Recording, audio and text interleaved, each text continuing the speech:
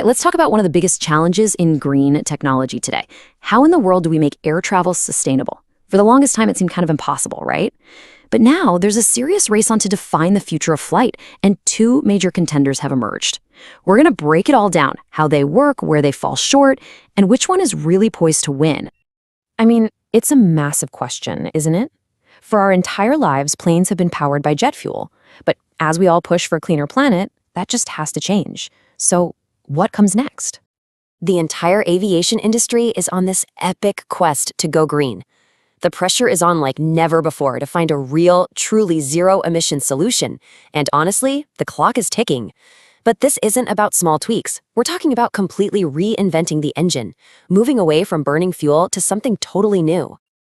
And that brings us to our two main contenders. On one side, you've got hydrogen power, which is the long-term bet from industry giants like Airbus. And on the other, you have battery power, a technology that is just improving at an incredible speed. Both of them promise zero-emission flights, but as you're about to see, their game plans couldn't be more different. Okay, first up, let's dive into hydrogen. A lot of people in the industry see this as the ultimate solution, the real key to those long-haul flights that connect our entire world. So how does this stuff even work? Well, it's actually some really elegant chemistry. Inside a fuel cell, you take hydrogen from the plane's tanks and combine it with oxygen pulled from the air. That reaction creates electricity, which powers the motors, and the only thing that comes out the back? Pure water vapor. No carbon, no pollution. Pretty cool. And here's where hydrogen really starts to look like a game changer. The range is seriously impressive. We're talking up to 4,000 kilometers. But maybe even more important is the refueling time, just 15 to 30 minutes.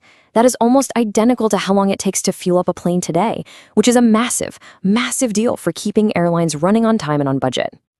And look, this isn't just some sci-fi fantasy. The industry titan Airbus is all in on this.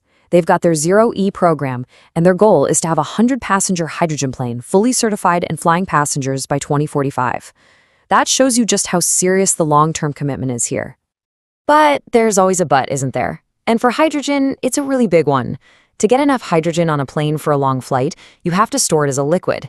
And that means keeping it at an unbelievably cold -253 degrees Celsius. That cryogenic storage is a huge engineering puzzle that adds a ton of weight, complexity, and cost.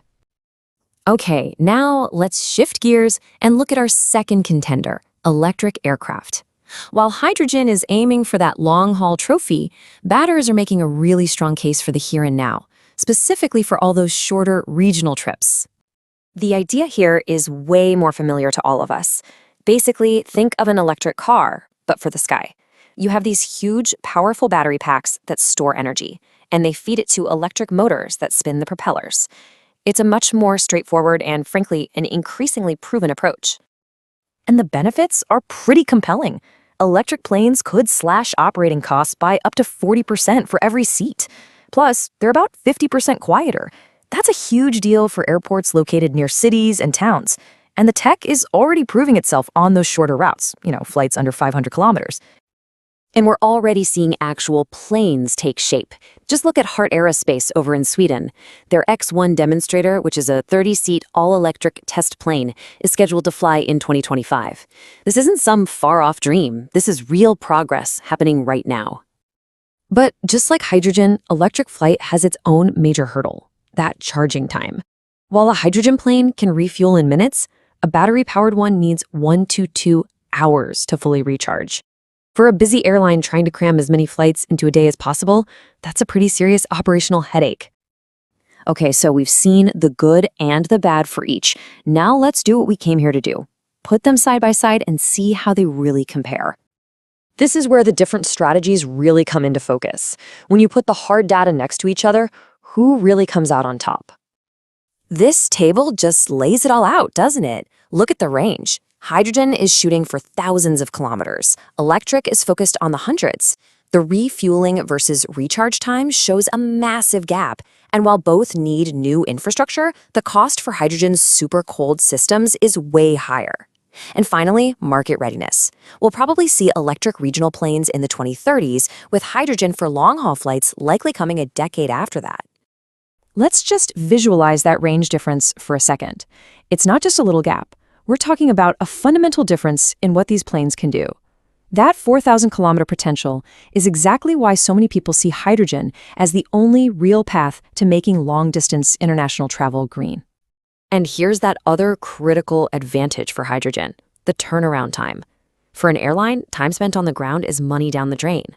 Hydrogen's ability to refuel just as quickly as a normal jet makes it way more appealing for the business models of the big airlines. So after all that, who's the winner? Well, this isn't exactly a simple knockout fight. The future of clean aviation is actually shaping up to be more of a tag team effort. So here it is, the single most important takeaway. This is not a winner-take-all fight. The expert consensus is that these technologies aren't even really competing. They're specializing. Hydrogen is being built to power those long flights between continents, while electric is just perfectly suited to handle the shorter regional hops between cities. And the numbers really drive this point home. Projections show that by 2035, battery electric planes could grab a massive 70% of the entire short-haul market. For those shorter flights under 500 kilometers, they're simply the right tool for the job. And this timeline lays it out perfectly. We're going to see a staggered rollout. The 2030s will be the decade of the electric regional jet, completely changing how we travel between nearby cities. And then, in the 2040s, hydrogen will start to transform those long-haul flights. So, the big idea here is that instead of thinking hydrogen versus electric, we really need to start thinking hydrogen and electric. The future sky is going to be a place where both of these technologies coexist, each playing to its own strengths to help the whole industry get to net zero. The technological race is definitely on, and these incredible new planes are just over the horizon. But that leaves us with an even bigger question. Building the planes is one thing, but building the massive global infrastructure for green hydrogen production and widespread electric charging, that's a whole other challenge. The technology's almost here. The next big test is making our world ready for it.